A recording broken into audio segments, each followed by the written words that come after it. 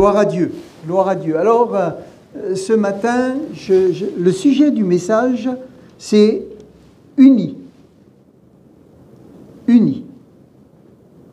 Est-ce que vous aimez les défis? Bon, j'ai vu tout de suite une épaule faire comme ça. Je ne dirai pas où, mais j'ai vu une épaule. Il y en a qui aiment les défis. Est-ce qu'il y en a qui aiment les défis? Ah, il y a au moins deux mains qui se lèvent. Deux. Ah, trois. Une demi-main. Une quatrième demi-main.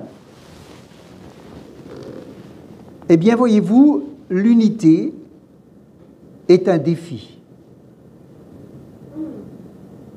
Est-ce qu'il est possible d'être unis? C'est une question. Mais vous allez dire, mais oui, mais si on a le Seigneur, on est unis. Est-ce que vous le pensez vraiment? On est unis en Christ, parce que Christ nous a sauvés, parce qu'on lui appartient tous, parce que c'est Jésus qui ajoute à l'Église ceux qui sont sauvés, et il y a une unité qui est là. Mais est-il possible d'être unis? Quel genre d'unité dans la maison de Dieu? Unis à qui? À quoi? Comment? Pourquoi? Ça en fait des questions. Unis dans quel but? Beaucoup de questions peuvent se poser face aux défis, et je le dis, je le pense, et je le pense de plus en plus, que l'unité est un défi, ce n'est pas quelque chose qui est acquis. On a toutes les promesses de Dieu qui sont acquises à la croix, mais ce n'est pas pour autant qu'on a été les chercher et qu'on se les ait appropriées, même si elles nous appartiennent. L'unité est un défi que le Seigneur nous demande de relever. C'est lui qui nous demande de relever ce défi. Alors j'aime bien prendre d'abord la définition du dictionnaire. Du latin, alors c'est bizarre, hein, urine, bon, c'est peut-être pas comme ça que ça se dit en latin, hein, mais qui veut dire rendre un. Uni veut dire rendre un. Est-ce que ça veut dire qu'on n'existe plus? Non. Parce que même si on est unis, on est unique. Amen. Et Dieu veut, et il a fait en sorte qu'on soit unique. Mais en même temps, Dieu veut que l'on soit unis. Le mot uni a plusieurs sens dans la Bible. Et je crois que l'unité dans une église, dans le peuple de Dieu, l'unité du peuple de Dieu en général, l'unité des églises, de l'ensemble de l'église de Christ, c'est quelque chose qui doit se travailler. Et il y a une bénédiction que l'on ne peut pas imaginer dans l'unité. L'unité, s'il n'y a pas l'unité, ça ne veut pas dire qu'on n'est pas sauvé. On est sauvé, mais après Christ veut qu'on soit dans une unité horizontale. Amen. Et ça, c'est un défi. Vous le savez, je le sais. Vous le vivez et je le vis. Nous le vivons tous. Et je pense que nous réalisons tous que c'est comme une montagne à gravir, que c'est quelque chose qu'on désire tous, je le pense, au fond de notre cœur, mais pour lequel nous réalisons qu'il y a vraiment des obstacles. Alors, je disais que le mot « uni » a plusieurs sens dans la Bible. Il veut dire déjà « perfectionner », qui veut dire, en gros, achèvement. Christ fait une œuvre profonde dans notre vie, il nous fait passer de la mort à la vie. Il y a des choses incroyables qui se produisent le jour où on se donne à Christ. Et il y a des choses qui ont besoin d'être achevées. Le mot uni veut dire aussi tirer. Et je crois que Dieu veut nous tirer vers le haut. Parce qu'on vit dans une attraction terrestre. Mais Dieu veut nous tirer vers le haut. Et c'est miraculeux, parce que la nature nous pousse vers le bas. Chaque fois que vous lâchez quelque chose, ça descend. Mais pour que cette chose remonte, il faut un effort. Et Dieu fait un effort pour nous tirer vers le haut. Et nous devons faire l'effort pour accepter d'être tirés vers le haut. Ensuite, dans le mot uni, il y a le mot redresser, qui veut dire rendre droit. Et je crois que l'unité nous demande à tous de nous laisser redresser. Amen. On a à se laisser redresser, devenir droit, de plus en plus droit. Amen. C'est quelque chose que Dieu veut faire dans notre vie à tous. Dans le mot uni, il y a aussi le mot compléter. Ça veut dire qu'on n'est pas complet et on a besoin d'être complété. Et c'est pour ça qu'on a besoin les uns des autres. Parce qu'on va se compléter. L'unité ne peut se faire sans les autres. Parce qu'on a besoin d'être complété. Amen. Dans le mot unité, vous chercherez dans vos recherches aussi, il est dit rendre capable.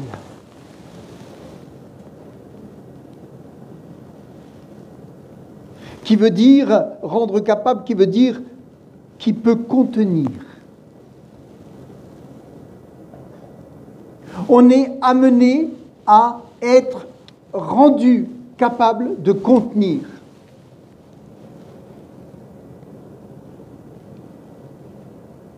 Et pour contenir, il faut ne pas être percé. Donc il faut que Dieu puisse œuvrer dans notre cœur, dans notre vie, afin qu'on contienne. Et puis, dans le mot uni, dans la Bible, veut dire réparer. On a besoin d'être réparé. On est sauvé par grâce et par la foi, mais on a besoin d'être réparé parce qu'on a été abîmé par la vie. On a été abîmé par le péché. On a été abîmé par des proches. On a été abîmé dans le monde. Et on a abîmé, parce que quand on est abîmé, on a aussi abîmé. Parce que le péché nous a amenés à abîmer les autres et à nous abîmer les uns les autres. Et on a besoin d'être réparé. Ça veut dire remettre en état, perfectionner.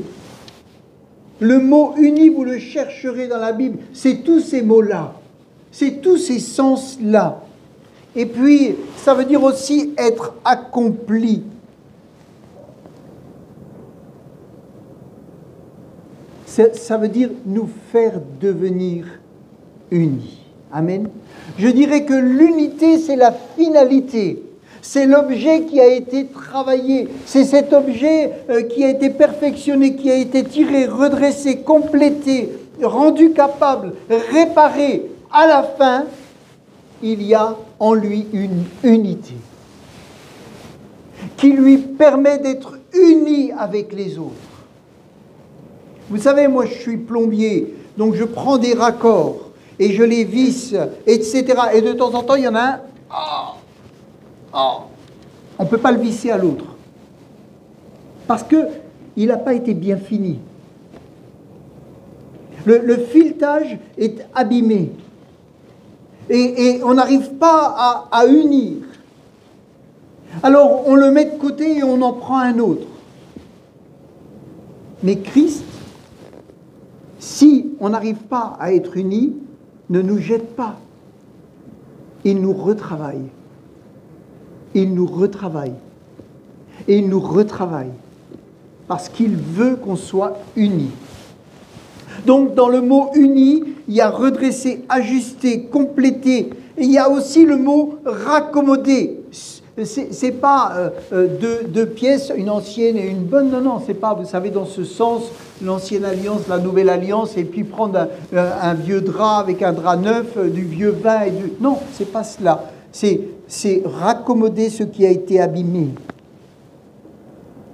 Vous savez, les pêcheurs, ils savent ce que ça veut dire. Quand ils ont un filet qui n'est pas raccommodé, ça fait une brèche. Et les poissons qui étaient dans ce filet peuvent s'échapper. Alors, quand ils reviennent de la pêche, ils réparent leur filet.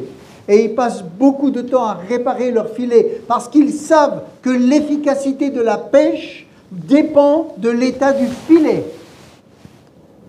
Et je crois que l'efficacité de l'œuvre de Dieu dépend du fait qu'on se laisse réparer, qu'on se laisse unir les uns les autres par ces mailles qui vont permettre une efficacité. Compléter, équiper, mettre en ordre, arranger, ajuster. Moralement, c'est renforcer. Ça veut dire renforcer sur le point de vue moral. Renforcer, perfectionner, compléter, faire de quelqu'un ce qu'il doit être. Des hommes et des femmes mûrs.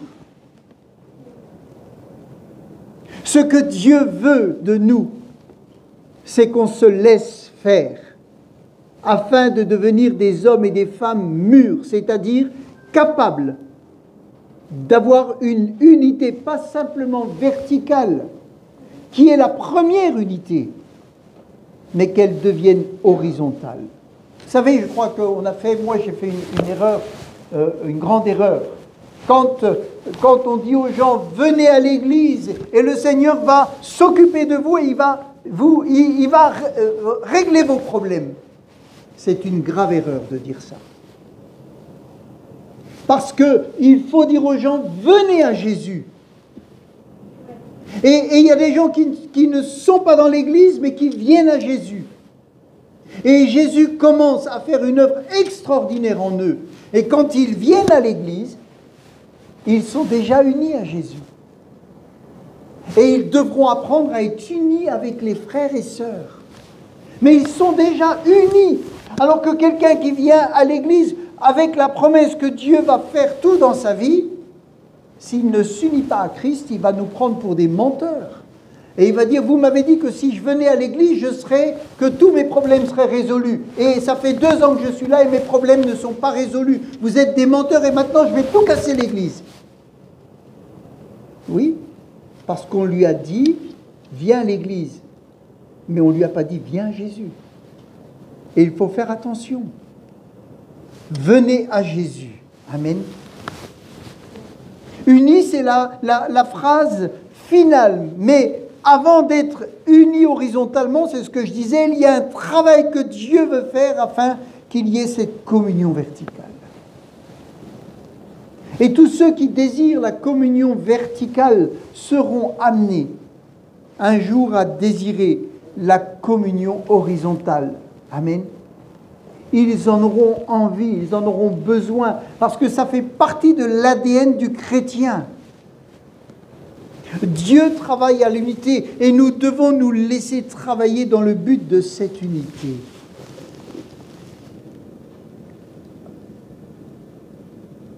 Le défi pour être unis, c'est d'être capable de se laisser redresser.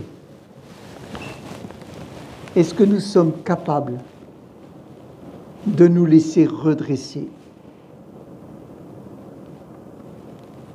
Ça, c'est ce qui doit être dans notre cœur. Seigneur, je veux me laisser redresser. J'ai le désir de me laisser redresser. Seigneur, j'accepte d'avoir des compléments dans ma vie. Il faut se laisser réparer, même si ça peut faire mal. Nous devons nous laisser réparer. Il faut laisser le Saint-Esprit nous faire devenir un être accompli C'est nous qui donnons l'autorisation au Saint-Esprit, aux frères et sœurs, aux serviteurs de Dieu, de venir nous aider. Amen. Et nous pouvons les aider. Et nous pouvons nous aider les uns les autres avec la puissance du Saint-Esprit. Tout cela demande un caractère malléable. Avons-nous un caractère malléable? Voyez que c'est un défi. Moi, je considère que l'unité que Dieu veut, c'est un défi que nous devons relever. Nous sommes amenés à avoir un caractère malléable, une grande capacité d'écoute. Est-ce que nous savons écouter? Avons-nous besoin d'apprendre à écouter? Amen. Si on n'apprend pas à écouter, comment pouvons-nous progresser? Comment pouvons-nous devenir une aide pour l'autre? Et si on n'apprend pas à nous écouter, comment pourrons-nous progresser? Et il nous faut aussi beaucoup d'humilité. Beaucoup d'humilité. Un grand cœur. De la tolérance, un grand amour des autres et pour les autres. Il faut accepter de se laisser aimer et s'aimer soi-même. Être désireux de changer, reconnaître nos manques. Est-ce que vous avez des manques? On ne parle plus, mais on en a tous, frères et sœurs. Et on ne va pas les combler tout seul. Et on ne se répare pas tout seul. Se laisser modeler, enseigner, reprendre avec douceur. Apprendre à accepter la critique positive. Savoir pardonner, oublier, se faire confiance sur les intentions de l'autre et surtout se laisser, et surtout et avant tout, se laisser remplir du Saint-Esprit. Amen. Parce que tout cela ne peut être possible que si nous laissons le Saint-Esprit travailler nos vies. Et si nous demandons au Saint-Esprit de travailler nos vies, de nous modeler, de nous réparer. Être unis, c'est un défi. Voulons-nous relever ce défi? C'est un défi et voulons-nous relever ce défi? Sommes-nous prêts à payer le prix pour être unis? C'est-à-dire rentrer dans l'atelier de Dieu et lui dire, me voici, répare-moi, transforme-moi, redresse-moi. Et vous allez avoir d'autres qui vont venir vers vous et qui peut-être vont vous redresser et vont dire quelque chose. Et c'est là, Seigneur, Seigneur, Seigneur, c'est dur, c'est humiliant, mais je rentre dans ton atelier. Parce que je veux devenir un homme, une femme accomplie. Et je veux vivre les bénédictions qui manquent quand l'unité n'est pas là. Et si nous rentrons tous dans l'atelier où Dieu va travailler sur nous, nous en verrons le résultat et nous en verrons la bénédiction. Amen. Dans 1 Corinthiens chapitre 1 verset 10, dans la version seconde, l'apôtre Paul dit « Je vous exhorte, frères, par le nom de notre Seigneur Jésus-Christ, à tenir tous un même langage, et à ne point avoir de division parmi vous, mais à être parfaitement unis dans un même esprit et dans un même sentiment. » Je vais lire la même chose dans Paroles vivantes. « Il faut cependant, frères, que je vous adresse une recommandation instante, et c'est au nom de notre Seigneur Jésus-Christ que je le fais. » Qu'est-ce qu'il dit? 1 Corinthiens 10, 1 Corinthiens 1, pardon, verset 10, je me suis peut-être trompé. Voilà, ah ben, pardon. Il est dit ensuite, je ne vois pas bien là, vivez ensemble. C'est ça, vous le voyez ça? Vivez ensemble. Voilà, mais déjà, vivez ensemble. Ah non. Pas avec lui, hein. Pas avec elle, hein. Moi, je veux bien vivre ensemble, mais avec ceux qui me comprennent. Avec ceux qui pensent comme moi. Et je veux bien l'unité, mais comme ça. Juste avec certains. Non, c'est pas comme ça. C'est pas comme ça. Et vraiment, je crois que c'est une œuvre que Dieu veut faire. Parce que, vous savez, le défi, il est bien plus grand que le fait d'être unis. C'est que le Seigneur est à la porte et qu'il cherche une église sans tache ni ride. Il cherche une église qui soit efficace. Et l'ennemi veut tout détruire afin que nous ne soyons pas prêts, que nous ne soyons pas efficaces, que nous ne soyons pas remplis. Alors il est dit, vivez ensemble. Bon. Ok. Mais en plus, en bonne harmonie. Ah, attends, hein. Accordez vos pensées. Accordez vos violons. Ça veut dire quoi? Ça veut dire que sans dialogue, il est impossible d'accorder.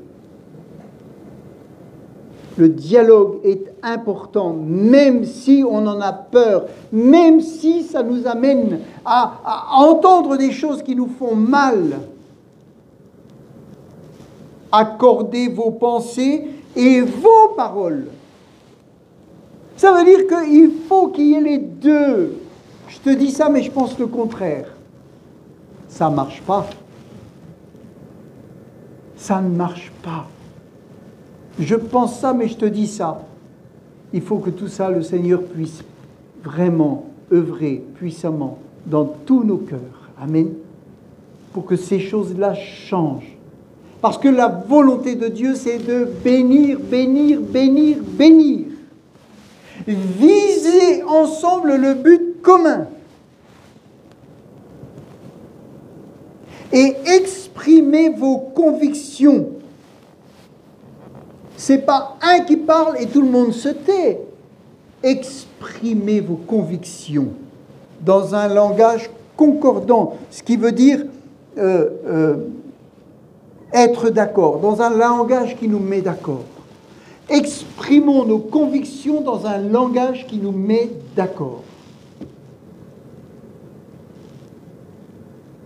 Et il est dit, ne laissez pas de scission s'introduire parmi vous.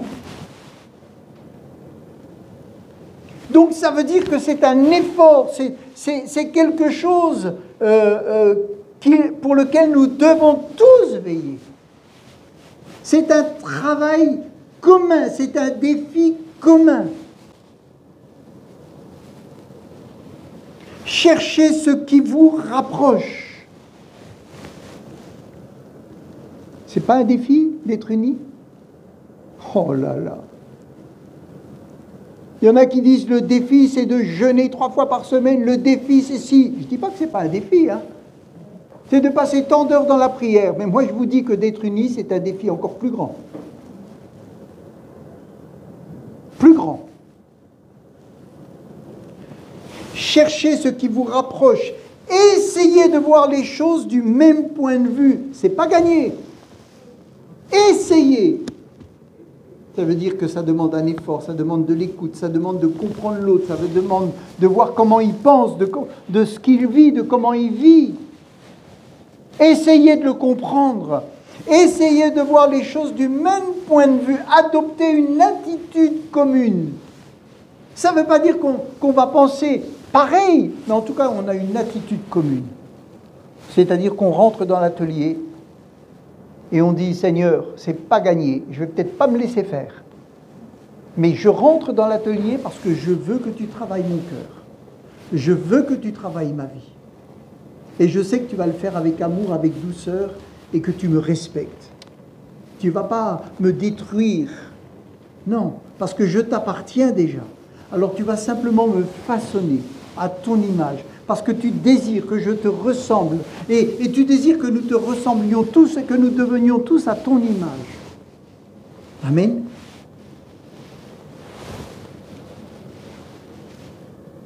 Afin de former une unité de combat indivisible. Amen. Le but de tout ça, afin de former une unité de combat indivisible. Ça veut dire que nous sommes amenés à vivre, à lutter dans un combat spirituel contre des esprits méchants dans les lieux célestes. Et le manque d'unité empêche l'efficacité de la guerre spirituelle. On va s'épuiser, on va se décourager, on va même oser dire que Dieu n'entend pas, que Dieu ci, que Dieu ça. On va pointer le doigt sur l'autre. Mais la Bible dit qu'on peut former une unité de combat indivisible. Amen. Pour cela, nous devons tous nous faire confiance. J'entendais l'autre jour, je ne sais plus, dans une formation, que celui qui saute en parachute, il y en a un qui a préparé son parachute. Quand il part et qu'il part dans l'avion, il met un parachute et un deuxième de secours. Mais il y a quelqu'un dans un atelier qui a préparé les deux parachutes, qui a mis les ficelles au bon endroit. Et il faut que l'un fasse confiance à l'autre, autrement il ne monte pas dans l'avion. C'est ça, cette unité-là. C'est un défi, c'est un programme. Il ne suffit pas de le vouloir, il faut l'action puissante du Saint-Esprit. Si nous le voulons, mais que l'action du Saint-Esprit n'est pas à l'œuvre, ça ne marchera pas. C'est une unité humaine, sans puissance, sans miracle, sans transformation. Mais voyez-vous, c'est un travail de restauration, de guérison. C'est un grand travail de communication, d'humilité. Et avant tout, de prière. Tout ce que vous demanderez au Père en mon nom, croyez que vous l'avez reçu. Amen. À imaginer qu'on demande tous une même chose et que nous croyons que nous l'avons reçu. Je vais vous dire que les problèmes vont commencer. Si vraiment nous faisons tous cette prière de tout notre cœur et que nous désirons rentrer dans cet atelier spirituel et dans cet atelier où les choses vont être mises comme en désordre au début, ça va poser des problèmes. Mais c'est des bons problèmes. Parce que c'est là que Dieu va travailler et c'est là que Dieu va envoyer la puissance de son esprit. Et c'est là que l'ennemi va commencer à trembler. Parce qu'il va être devant une armée, une unité de combat indivisible.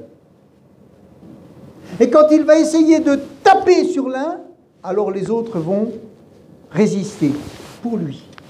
Amen. Et quand il va essayer de taper sur l'autre, les autres vont résister pour lui. Une unité de combat indivisible. Et quand l'ennemi essaye et qu'il a compris ce qui se passe, il a compris qu'il est vaincu. Et celui qui est vaincu, qu'est-ce qu'il fait?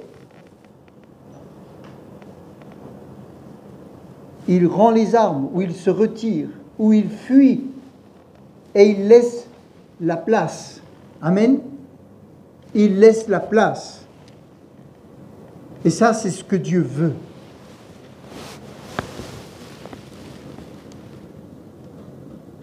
L'unité, elle peut être pour le bien comme pour le mal. Vous savez, le mot unité n'est pas toujours bien employé. Vous pouvez avoir une superbe guitare pour faire du hard rock et faire des chants sataniques. Et vous pouvez avoir une guitare qui va chanter des louanges. Donc l'unité, c'est pas juste l'unité. Elle peut être créée autour d'un chef, elle peut être créée contre une personne, elle peut être créée contre un peuple. Elle peut être créée par des gens qui ne s'entendent pas mais qui ont le même projet. On ne s'entend pas mais sur ce point on va être unis. L'unité peut être une fausse unité comme les Gabaonites qui ont trompé Josué parce qu'ils étaient les voisins. Et ils ont recherché l'unité avec Josué. Et ils ont fait semblant, ils se sont déchirés les vêtements, ils ont mis du pain sec, des gourdes vides, et ils ont dit, on vient de très loin, et on est fatigué. Et Josué a dit, oh, je fais alliance avec vous. C'était ses voisins. C'était une unité que Dieu ne voulait pas. C'était pas cette unité-là que Dieu voulait qu'ils aient. Un autre exemple, unité contre un homme ou contre un peuple, dans Josué chapitre 9, au verset 1. Josué chapitre 9, verset 1, il est dit, on ne lit pas toute l'histoire et le contexte, mais il est dit, à la nouvelle de ces choses, tous les rois qui étaient en deçà du Jourdain, dans la montagne et dans la vallée, et sur toute la côte de la grande mer, jusque près du Liban, les Étiens, les Amoréens, les Cananéens, les Phérésiens, les Éviens et les Jébusiens s'unirent ensemble. Oh, c'est merveilleux. Tous ces peuples se sont unis ensemble. Oh, extraordinaire. D'un commun accord. Oh, comme dans les actes. Ah, pour combattre contre Josué et contre Israël. Voilà. Oui, il y a eu une unité. C'était des peuples qui se battaient entre eux, mais ils avaient un intérêt commun. C'est que Israël ne vienne pas sur leur terrain, alors que ce terrain avait été donné par Dieu. Il avait dit, voilà, ce pays promis, c'est pour vous. Et quand les autres ont vu ça, alors qu'ils se détestaient entre eux, ils se sont unis d'un commun accord. Le diable veut toujours faire comme Dieu. Mais il le fait pour le mal. Et voyez-vous, cette unité-là, elle était contre Israël, contre Josué. Des ennemis ont trouvé l'unité pour combattre ensemble le peuple de Dieu parce qu'ils avaient peur d'être dominés ou simplement détruits ou chassés. Ils avaient assisté à la prise de Jéricho, à la prise d'Haï, et ils savaient que leur tour venait, et ils se sont unis.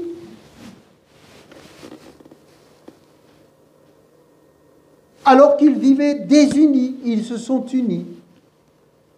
Ce n'est pas cette unité-là, voyez, frères et sœurs, que Dieu veut. Ce n'est pas celle-là. Elle n'amène qu'à la ruine. Un deuxième exemple, là, je dirais que la détresse ne nous donne pas le droit d'accepter n'importe quelle unité. Je suis dans la détresse, j'ai tout perdu, alors j'accepte toutes les unités possibles pour m'en sortir. David était un homme qui a été combattu par Saül pendant des années. Il a même dû fuir. Il a même été dans le camp des Philistins. Il a même fait le fou. Il a fait celui qui avait perdu la raison. Il est allé s'enfuir. Il s'est retrouvé seul. Mais si vous lisez dans 1 Chronique chapitre 12, verset 17, il est dit, 1 Chronique 12, verset 17, David sortit au-devant d'eux et leur adressa la parole en disant, « Si vous venez à moi dans de bonnes intentions, pour me secourir, mon cœur s'unira à vous. Mais si c'est pour me tromper au profit de mes ennemis, quand je ne commets aucune violence, que le Dieu de nos pères le voie et qu'il fasse justice. Parce qu'il avait tout un tas de gens, des hommes de guerre, capables, exercés, qui vont venir. Premièrement, il y a eu beaucoup d'hommes en proie à l'épreuve et à la détresse qui se sont rendus auprès de David pour trouver la protection. Mais là, ces hommes, ils viennent pour le servir, venir en aide et prendre avec lui le trône qui lui était réservé par décret divin. Ce n'est pas lui qui voulait s'accaparer de la place, c'est Dieu qui lui avait dit « Je t'appelle à être roi ». Et ça a mis des années, parce que Saül ne voulait pas se retirer. Le royaume de Dieu a besoin d'hommes et de femmes formés par Dieu. Amen. Exercés à la guerre et prompts au combat, forts dans la foi, capables de vaincre. Avec un cœur résolu, consacré de façon désintéressée, consacré à Jésus. L'union est le contraire de la division. Et la division a pour but de régner sans les autres. Régner sans les autres et sur les autres. Mais dans l'unité, ça n'existe pas.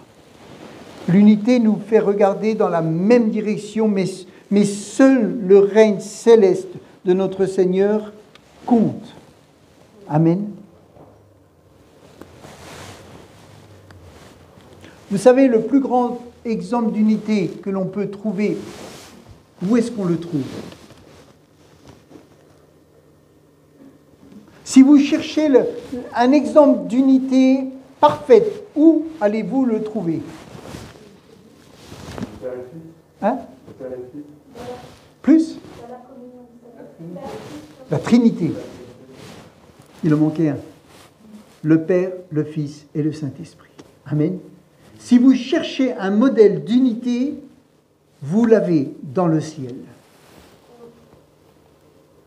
Et Seigneur, nous désirons être unis comme vous êtes unis.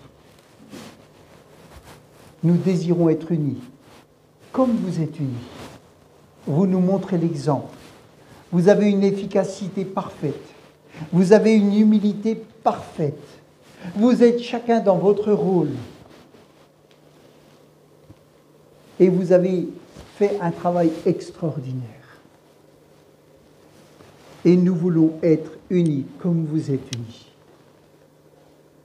Le plus grand exemple d'unité se trouve dans le ciel. Le Père, le Fils et le Saint-Esprit sont totalement unis. Et pourtant, il y a une hiérarchie. La hiérarchie n'empêche pas l'unité. Jésus dit, je fais ce que le Père me dit de faire. Et il est dit qu'il n'a pas regardé son égalité. Il s'est mis en tant que fils. Et il y a une unité totale et parfaite, indivisible. Amen. Et pourtant, il y a une hiérarchie. Jésus obéit à son Père. Le Saint-Esprit est venu sur Jésus. Et Jésus, qui était là au bord de l'eau pour se faire baptiser, le Saint-Esprit est venu et l'a rempli. Il se laisse remplir par le Saint-Esprit et après il dit aux disciples, je vous enverrai le Saint-Esprit. Et le Saint-Esprit a attendu que Jésus dise, maintenant va, tu prends le relais sur la terre et tu vas être avec mes enfants, mes frères. Amen. Voyez-vous, ça veut dire qu'il y a cette unité et il y a cette hiérarchie et en même temps il y a ce travail en commun et en même temps ils sont uniques. Le Père ne peut pas être remplacé par le Fils par le Père. Ils ont besoin et ils travaillent ensemble. Et quelquefois, ils sont chacun sur un terrain différent. Mais rien ne les désunit. Amen. Le Saint-Esprit ne va pas dire « faites comme je vous dis », même si ce n'est pas marqué dans la Bible. Hein? Il va vous dire « voilà pourquoi j'ai été envoyé, que tu viennes à Jésus et que tu sois vraiment dans la communion. » Ils ne vont pas se taper dessus.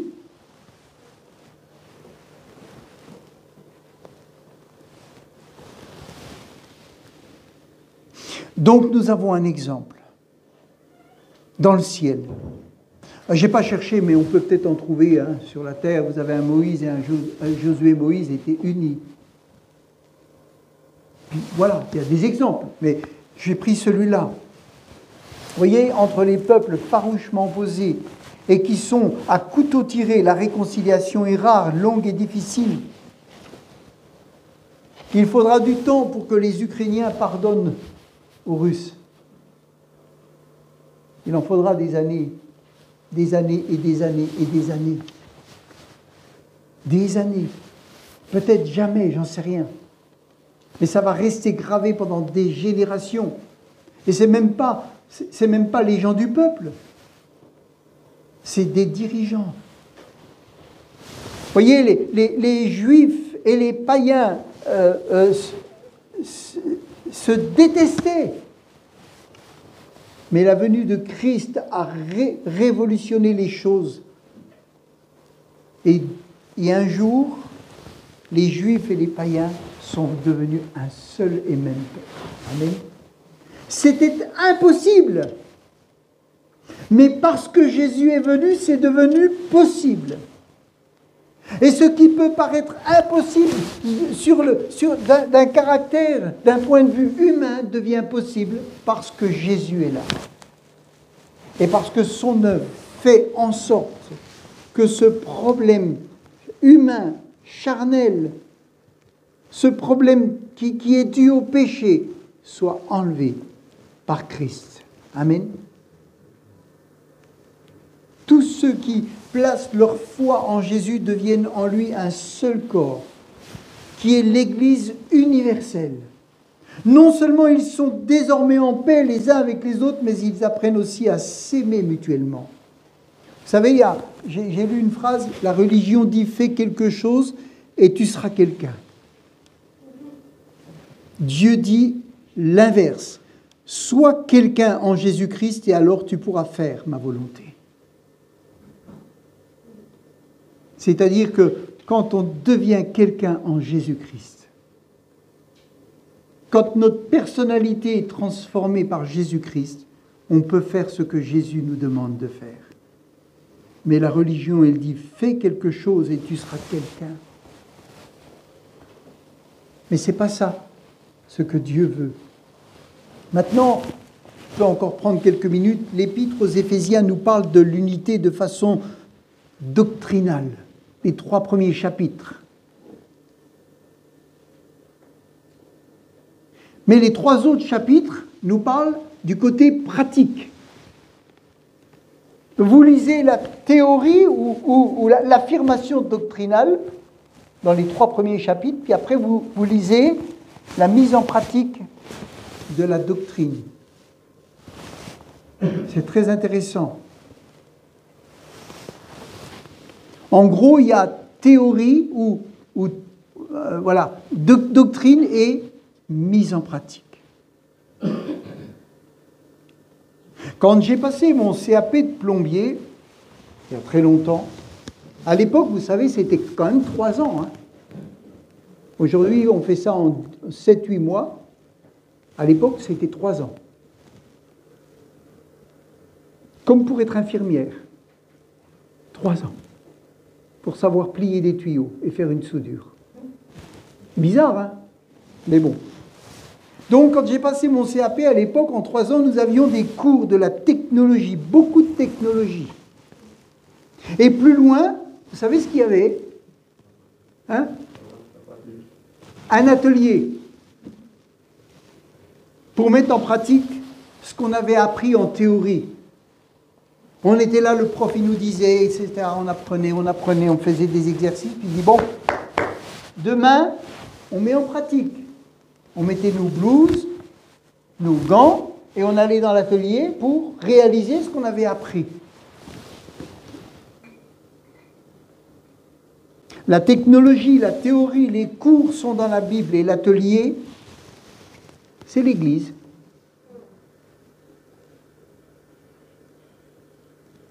Ceux qui ne veulent pas d'Église, ils apprennent beaucoup, mais ils n'arrivent pas à mettre en pratique. Parce que pour mettre en pratique, il faut aller dans l'atelier. Et ceux qui vivent que dans l'atelier, qui ne veulent pas les cours, ça ne va pas non plus. Parce que pour mettre en pratique, il faut apprendre. Donc il faut apprendre avec le Seigneur, à l'écoute du Seigneur, à l'écoute du Saint-Esprit. Il faut apprendre en lisant la Bible, il faut apprendre dans la prière, il faut apprendre en regardant, en s'inspirant de la parole de Dieu. Puis après, quand on arrive à l'église et qu'on est avec les autres qui ont appris, alors on doit prouver que ce qu'on a appris, maintenant, on va pouvoir le faire. C'est la foi et les actes. Amen. Ah, quand on arrive dans l'atelier, on a pu faire les malins quand on était dans la salle de classe. Moi, des fois, je faisais le malin. Vous savez pourquoi? Parce que mon père était plombier. Et parce qu'il y avait plein de choses que je savais. Les autres, ils arrivaient, le père était ceci, cela. Moi, mon père était plombier, je connaissais des choses, j'avais vu les chaudières, je savais comment ça marchait. Alors, je faisais un peu le malin, je répondais. Et quand j'arrivais à l'atelier, j'avais que mes deux mains. Il a fallu que j'apprenne. Il a fallu que j'apprenne. Et on a besoin d'apprendre à mettre en pratique ce que nous avons appris dans l'intimité du Seigneur. Et c'est pour ça que l'Église est nécessaire, et c'est pour ça que Dieu veut l'Église. C'est pas à l'Église qu'on trouve une communion avec Dieu, mais c'est dans l'Église qu'on met la communion qu'on a trouvée avec Dieu en pratique. Amen. Et c'est là qu'on devient indivisible. Dans l'Épître aux Éphésiens, l'Église est comparée à un homme nouveau et à un bon soldat. Dans l'avenir, elle sera présentée au Christ comme son épouse. Les croyants doivent donc se montrer dignes de leur appel. Donc, après ces 3 ans de théorie et de pratique, il y a l'examen. Et un jour, je suis arrivé à l'atelier, on m'a donné une feuille et on m'a dit « Voilà ce que tu dois faire ».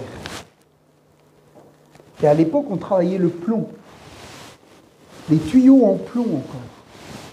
Et vous savez, quand vous tordez un tuyau en plomb, il y a la matière qui s'épaissit d'un côté et qui se réduit de l'autre. Vous tirez dessus. Donc d'un côté, il peut y avoir une fuite, parce que la matière s'étend, et de l'autre côté, ça peut faire des petites bosses comme ça.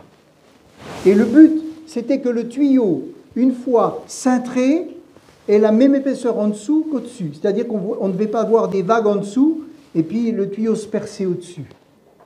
Et pour ça, il fallait travailler avec une batte et ramener le métal de l'autre côté. Ramener le métal, jusqu'à remettre l'épaisseur de l'autre côté. Et ensuite plier et que tout soit parfait. Plus une installation en cuivre, plus unir des pièces, etc. Et à la fin, vous êtes noté sur le travail qui vous a été demandé. Amen. C'était ça la réalité. Et il y a une réalité qui est la même dans le spirituel et dans l'Église. Si on compare l'Église, l'Épître aux Éphésiens au livre de Josué, dans l'Ancien Testament, alors ils ont eu la mer, ils ont dû traverser le Jourdain. Ils ont été sauvés du pays d'Égypte, ils ont été amenés, ils ont traversé le désert. Alors ils ont perdu 40 ans parce que comme ils n'avaient pas la même vision, il y a eu division. Et comme il y a eu division, ils sont restés 40 ans dans le désert. Mais après, ils se sont retrouvés devant le Jourdain. Et derrière, c'était le pays promis. Dieu avait dit déjà à Abraham, à Isaac, à Jacob et à Moïse, ce pays, il est pour vous. Abraham ne l'a pas vu. Isaac non plus. Jacob non plus. Même Moïse n'y est pas rentré. La promesse était là. Mais il fallait qu'ils traversent le Jourdain et que maintenant ils prennent ce que Dieu leur avait donné. Et il a fallu comme une mise à mort, qu'ils acceptent la mort et la résurrection. C'est ce qui représente, c'est ce que représente. Et c'est pour ça, quand Josué devait s'approprier la Palestine, il y avait des obstacles énormes. Mais la promesse était là. Et pour être unis, il y a et il y aura des obstacles énormes. Mais la promesse est là, que s'il y a cette unité, il y a une élite qui est là, indivisible. Et c'est le moyen que Dieu nous donne pour être efficace. Amen. Oui, on a des promesses. Oui, c'est Jésus qui gagne, etc. Mais on ne peut pas faire ce que Dieu nous demande sans l'unité. On ne peut pas, parce que Satan le sait. Voyez, Josué devait s'approprier la Palestine. Il y a eu des obstacles qui se sont dressés, des villes fortifiées, des ennemis qui l'attendaient de pied ferme. Il ne voulait pas se laisser faire. Mais il a reçu l'ordre d'avancer. Amen. Et nous devons avancer dans un esprit qui nous amène à l'unité. Parce qu'il y a un héritage, il y a des choses.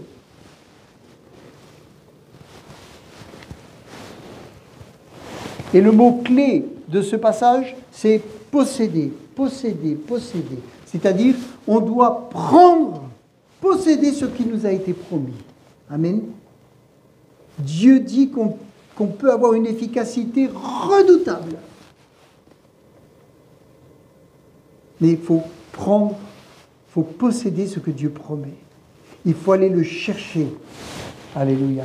Et si nous désirons aller chercher ce que Dieu nous promet, alors nous verrons la gloire de Dieu. Nous verrons la gloire de Dieu. Alléluia. Amen. Est-ce que vous le voulez? Est-ce que nous le voulons? Alors un dernier passage, c'est Éphésiens 4, verset 11.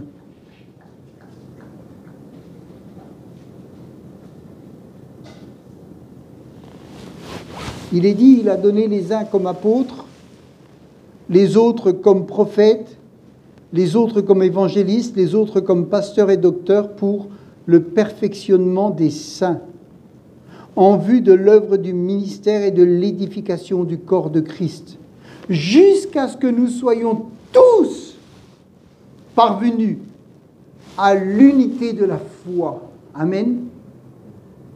C'est un travail que Dieu veut faire. Et de la connaissance du Fils de Dieu à l'état d'homme parfait. Vous savez, les maîtres ouvriers, c'est des gens qui ont fait un travail parfait pratiquement. Ils ont travaillé et c'est exposé. Vous voyez des ouvriers qui ont fait un travail. Oh, vous voyez, c'est nickel, parfait. À la stature parfaite de Christ, afin que nous ne soyons plus des enfants flottants et emportés à tout vent de doctrine par la tromperie des hommes et par leur ruse dans les moyens de séduction, mais que, professant la vérité dans la charité, nous croissions à tout égard en celui qui est notre chef, Christ. Amen. Quel défi et quel programme! Alors voulons-nous rentrer dans l'atelier afin que nous puissions mettre en pratique. Si nous le désirons, Dieu va travailler. Dieu va travailler.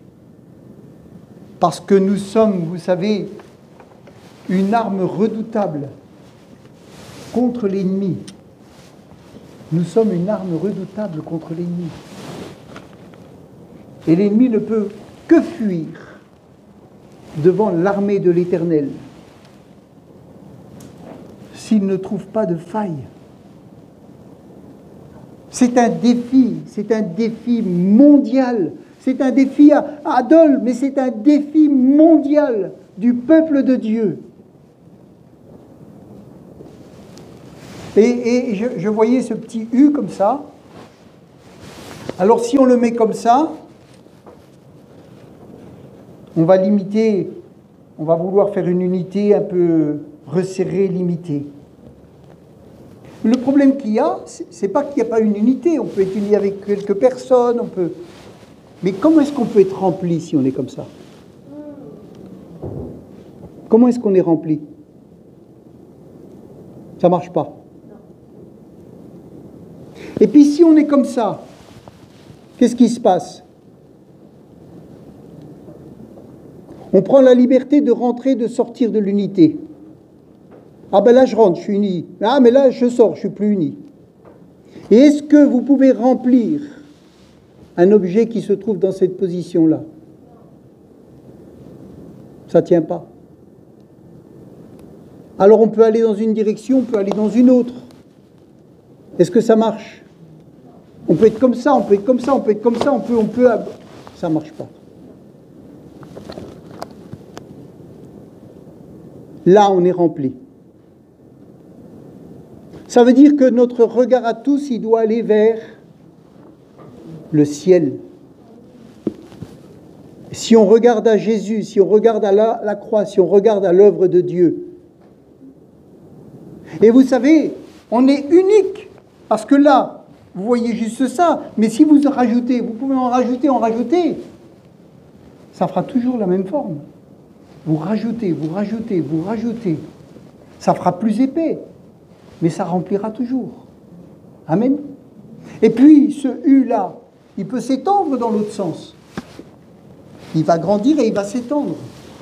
Ça veut dire que l'unité va permettre de s'étendre sur la terre. Mais il n'y a que cette solution-là. Il n'y a qu'une unité qui fonctionne pour Dieu. C'est de se laisser remplir du Saint-Esprit. Et de se laisser réparer, guérir, travailler, transformer, renouveler. Amen. Et s'il y a une scission, une division, l'eau s'écoule. Et si vous êtes comme ça, vos prières resteront au plafond. Mais si vous êtes comme ça, vos prières monteront. Amen. Ça, c'est important. Et vous savez, l'unité, elle est très fragile. Elle est très fragile. Si vous le mettez un petit peu trop penché, bang. Si vous le penchez un peu trop dans l'autre sens, bang. C'est quelque chose de fragile. C'est très fragile. C'est très délicat. C'est pas quelque chose de simple. Mais si chacun fait l'effort d'équilibrer sa vie en fonction de l'autre, alors quand on sent que ça penche d'un côté, on redresse. Et si on sent que ça penche de l'autre, on redresse. Et chacun fait l'effort pour que ça reste dans l'équilibre. Et Dieu, lui, il tient dans sa main son Église. Amen. Personne ne ravira ses enfants de sa main. C'est Dieu qui fait le miracle. Nous devons juste, chacun pour notre part, maintenir l'équilibre. Si nous arrivons à ça, Dole passera dans la main du Seigneur. Parce qu'il y a des promesses. On peut prier autant qu'on veut. Dieu veut aussi ça. Et il faut accepter qu'on est blessé, qu'on que nos cœurs sont pas totalement guéris et que nous avons besoin d'aide. Amen. Collectivement et individuellement. Et si nous acceptons les aides, Dieu fera tout ce qu'on ne peut pas faire. Parce que tout cela reste un miracle. Ça reste un miracle. Les alliances humaines ne tiennent pas. Vous savez, voilà, faut que je m'arrête. Daniel, il a vu une statue, mais il y avait de l'argile et je crois du bronze, non? Ça ne salit pas. Ça ne tient pas ensemble. Et il suffit d'un clash, c'est fini. Mais ce qui est uni par Dieu résiste. Parce que c'est le même métal. Le même métal. C'est quelque chose qui peut s'allier. Amen. Alors est-ce que nous désirons vraiment rentrer dans l'atelier? Alléluia. Là, le Seigneur va faire quelque chose. Alléluia. Merci Seigneur.